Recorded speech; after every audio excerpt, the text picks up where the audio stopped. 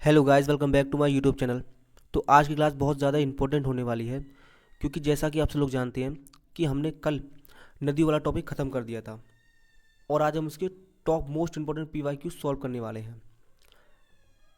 तो मैं आपको बता दूं कि इन पीवाईक्यूज़ को वही सॉल्व कर सकता है जिसने पहली वाली क्लास देख ली है, और जिसने नहीं देखी है वो जाकर देख ले, तब इस क्लास को देखे। तो चलिए शुरू करते हैं आज का सेशन। तो इसी के साथ आज का पहला क्वेश्चन है, बांग्लादेश में गंगा को किस नाम से जाना जाता है? तो इसका आंसर है पद्मा, ऑप्शन बी। ठीक, ये बात आपको याद रखनी है, ये बहुत इंपॉर्टेंट क्वेश्चन है, ठीक है ना।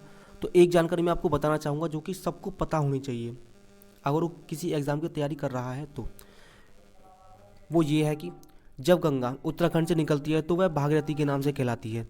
फिर उसके बाद देवप्रयाग में उसका मिलन होता है अलकनंदा से, वहाँ से उसका नाम पड़ता है गंगा। फिर देवप्रयाग से पश्चिम बंगाल के फरक्का तक ये बहती हुई जाती है। उसके बाद ये दो भागों में बढ़ जाती है, पहली हुगली, और जो मुख्य धारा है इसकी वो चली जाती है बांग्लादेश में, जहाँ ये किसके नाम से कहलाती है? पद्मा के नाम से। फिर उसके बाद ये ब्रह्मपुत्र से मिल जाती है, उसके बाद इसका नाम पड़ जाता है मेघना।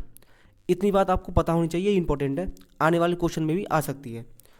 तो चलिए दूसरा क्वेश्चन है हमारा, सुंदरवन सुंदरवन डेल्टा का निर्माण करने वाली कौन सी नदियाँ हैं? इसका आंसर है ऑप्शन सी, गंगा और ब्रह्मपुत्र। ठीक, ये भी इंपॉर्टेंट है, इसको याद रखना। आगे चलते हैं। तीसरा क्वेश्चन है, किस स्थान पर अलकनंदा तथा भागीरथी का संगम होता है? तो इसका आंसर है ऑप्शन डी, देवप्रयाग में।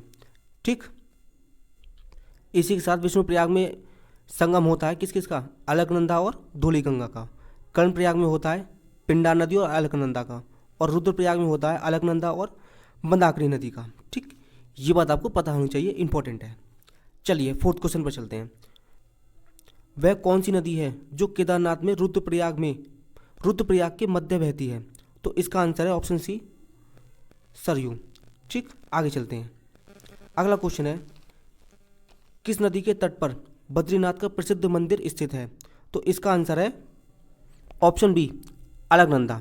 अगला क्वेश्चन है, कौन सी द्रोणी यमुना और सोन नदी के मध्य जल विभाजन का कार्य करती है?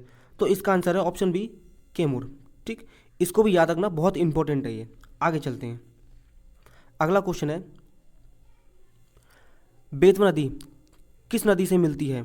तो इसका आंसर है ऑप्शन बी, यमुना से। ठीक, अगला क्वेश्चन है, कौन सी नदी गंगा नदी के बाएं ओर से नहीं मिलती? तो इसका आंसर है ऑप्शन डी, सोन नदी। ठीक है, इतनी बात आपको याद रखनी है, इंपॉर्टेंट है। आगे चलते हैं। नौवां क्वेश्चन है, कौन सी नदी यमुना नदी से नहीं मिलती?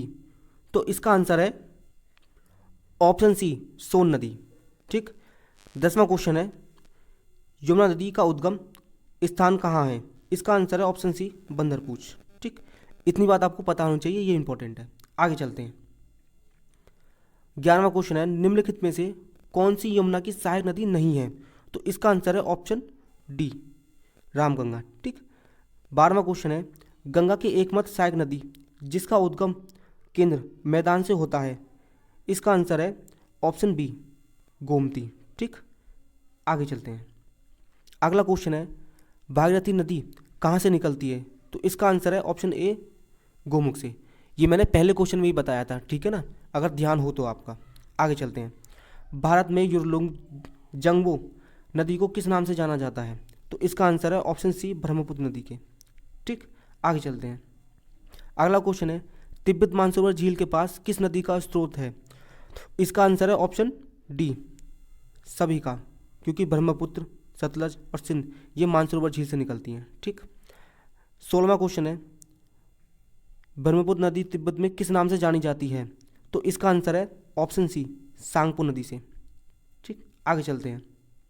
अगला क्वेश्चन है, मानस नदी किसकी उपनदी है? तो इसका आंसर है ऑप्शन ए, ब्रह्मपुत्र की। अगला क्वेश्चन है, नर्मदा नदी किस पर्वत श्रृंखलाओं के बीच बहती है? तो इसका आंसर है सतपुड़ा और विंध्याचल, ऑप्शन सी। ठीक, इंपॉर्टेंट है ये, इसको ध्यान रखना। आगे चलते हैं।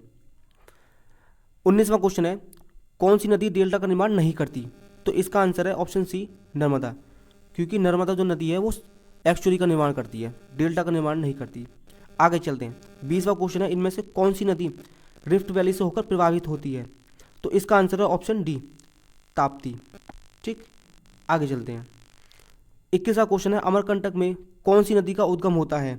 तो इसका आंसर है ऑप्शन सी, नर्मदा नदी का। ठीक, आगे चलते हैं।